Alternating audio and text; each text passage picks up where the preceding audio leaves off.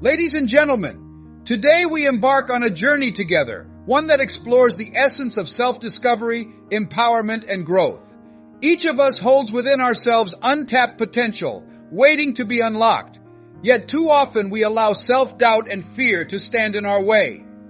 Today I challenge you to embrace the power within you, to embark on a path of self-discovery and empowerment that will lead to profound personal growth.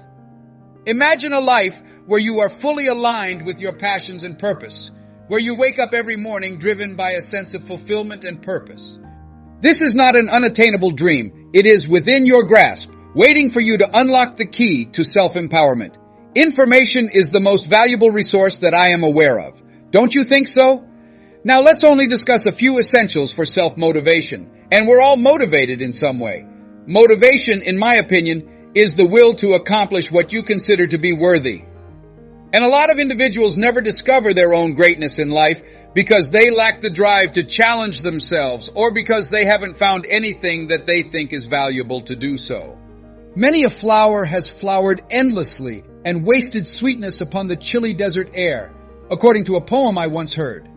To put it simply, it means that a lot of gifted people have gone undiscovered, and the world has never had the opportunity to witness their brilliance because they didn't take the time to start expressing, showing, or inspiring themselves to bring about the things they were meant to bring into the world. How can your motivation be quantified? On a scale of 1 to 10, how would you rate your current situation? Now let's take care of yourself. On a mental scale of 1 to 10, how would you rank yourself? Your inner state of mind toward yourself, your feelings about yourself, and your outlook on life.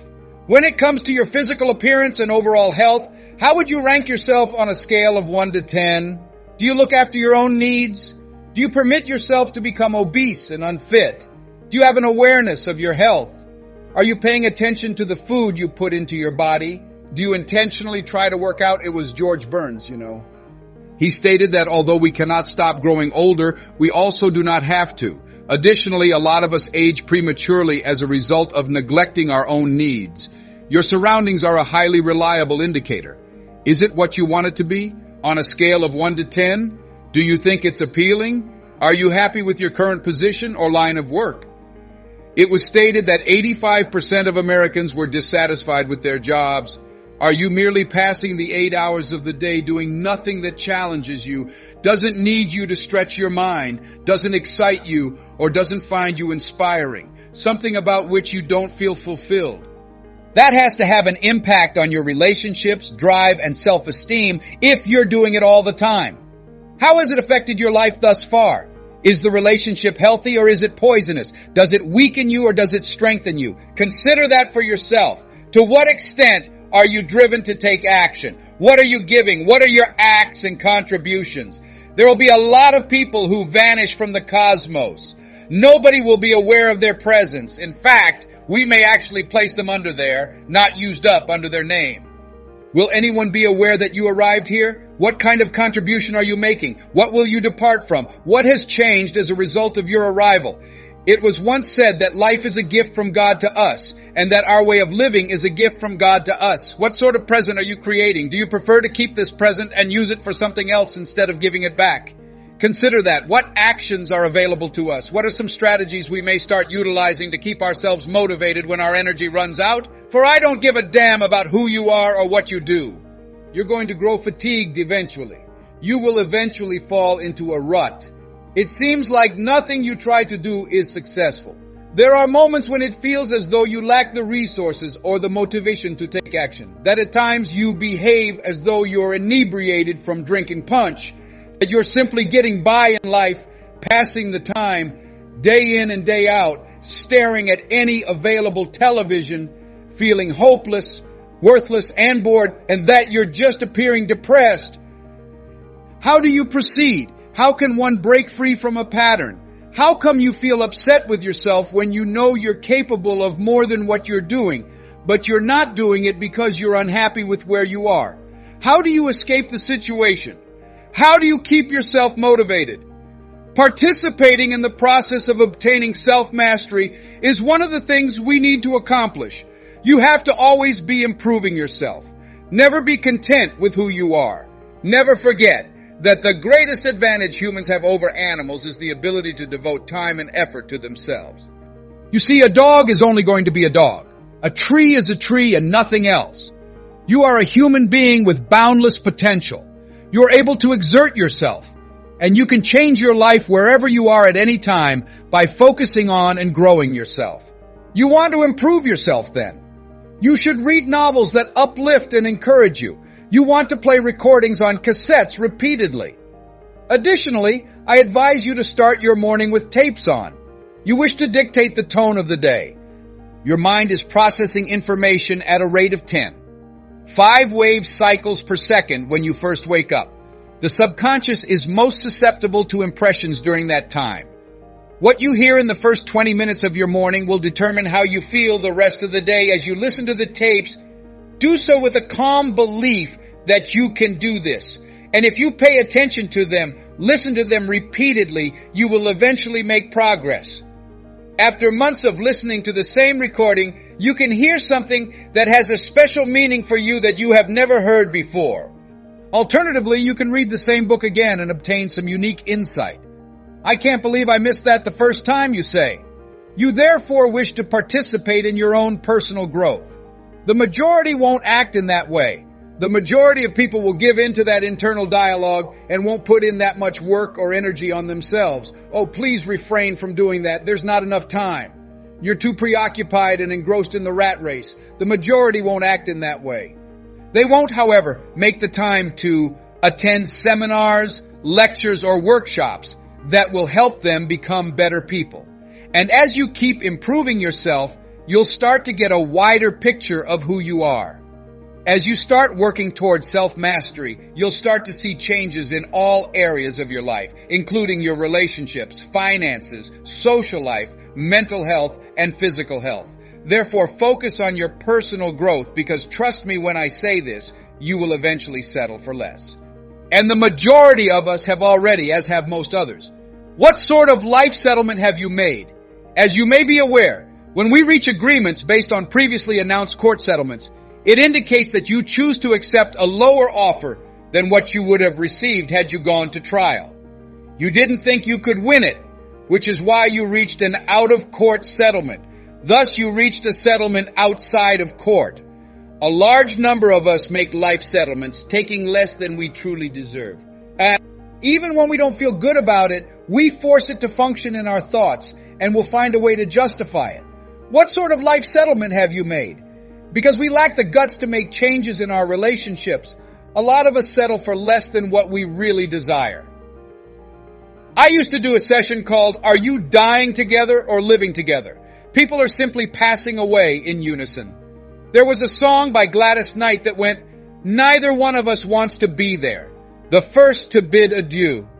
The next step is to start identifying some of the factors that motivate you to drive yourself in addition to improving yourself. Additionally, you feel good about yourself as you improve. You also start treating yourself differently as your self-esteem grows. Create a health strategy. You see, poor health makes it impossible to feel well and perform effectively. Without your health, it is impossible for you to perform. Your well-being is precious. Create a health plan that you will stick to because it's the only thing you have to get you through this journey we call life. And since you care about and love yourself sufficiently, you want to take good care of it. That's not an easy task. Maintaining a health plan and following it is not simple. However, you're worth it if you do it repeatedly. I've shed 22 pounds a few times. 7. I always carry it out. I adore potato chips. Those who know me are aware of my affection for M&M peanuts. I adore sandwiches with peanut butter and jelly. My mom makes the best sweet potato pie. I adore this. I occasionally include it in my health plan, but it's not always there. I said that sweet potato pie is a must in this fleeting existence. I want you to put a piece of sweet potato pie in my coffin if I go tonight, and you should see how happy I get.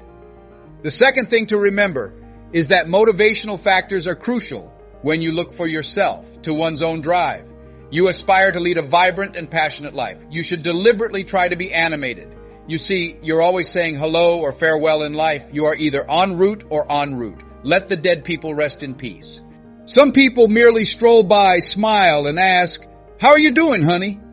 Keep your distance from these individuals. Simply leave them behind. It has an impact on you. It makes you want to grin. Your desire is to be content. You have a great deal to be grateful for. However, you see some of the faces surrounding you on a daily basis, and I can assure you that some of these faces will make you feel down. Thus, you should turn your head to avoid these kinds of faces when you see them approaching. The next thing you should do is keep an eye on the things you say to yourself in your inner monologue. You desire to observe them. You want to take command while you're observing them. My friend told me this evening, and she did a great job at it. I didn't want to come tonight, she said. I was in such a bad mood. I replied, I'm going anyway. That was the conversation, you see. You don't feel like it, that's right. In all honesty, you don't need to do it. Reading is not actually necessary. Ignore all of that. That's the inner dialogue. Oh, you don't have to be concerned about attempting to start your own company. Ignore that. That is not possible for you to accomplish. Imagine losing everything. That's something you brought up in a conversation that prevents you from doing as much as you would like to. Avoid doing that. How on earth are you going to consider becoming a motivational speaker? The contacts are not with you. You lack the necessary funds. You do not know the proper individuals.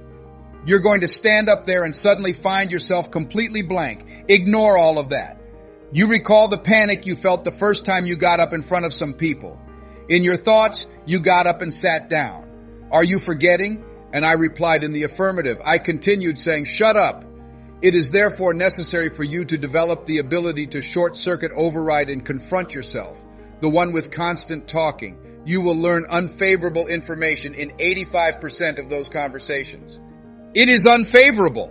When you're not actually exhausted, it will tell you that you are. It will inform you that you are incapable. It will make you feel afraid. Therefore, you need to keep an eye out for that talk. And if you see it happening, interrupt it by saying, I'm going to do this anyway. Though I'm scared, I'm also afraid not to do it, and I won't let you stop me. There is an old African saying that states, if there is no enemy within, the enemy outside can do us no harm. This means that the largest obstacle you will face in life is yourself. Asking yourself what you want out of life is the next essential component of self-motivation. What are your goals in life? In a job, what are your goals? What career goals do you have? What are your goals in a romantic partnership? What are your desires? What sustains your life? When you receive it, how will you know? What will bring you joy?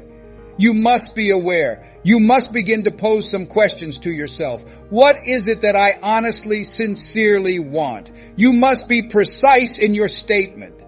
Avoid being ambiguous. Yes, all I want is to be content.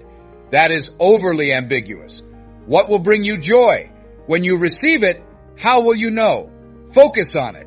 Be precise and detailed. And while you do that, your mind's reticular activating system, also known as your superconscious mind, will be stimulated, starting to look for things that it can identify with. When you start figuring out what you want, make the time to put it in writing. Not only consider it, but put it in writing. That is a subconscious process that is subjective in nature. Put it in writing.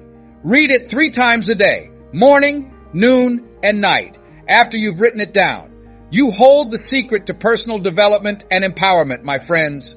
It starts with a decision to develop a resilient and determined mindset, to believe in yourself and to accept your strengths. As you proceed, keep in mind that difficulties are chances for development rather than roadblocks. Give them a brave embrace. Now is the time to realize your potential, take charge of your life, and set out on a path to a fulfilling and purposeful future. Start right now rather than waiting until tomorrow. Even while the path won't always be simple, every step you take will get you one step closer to realizing your full potential. Discover the secret to your own empowerment, progress, and self-actualization, and allow it lead you to an infinitely promising future. Everything you require is already within you. Accept it, believe in it, and start your trip right now.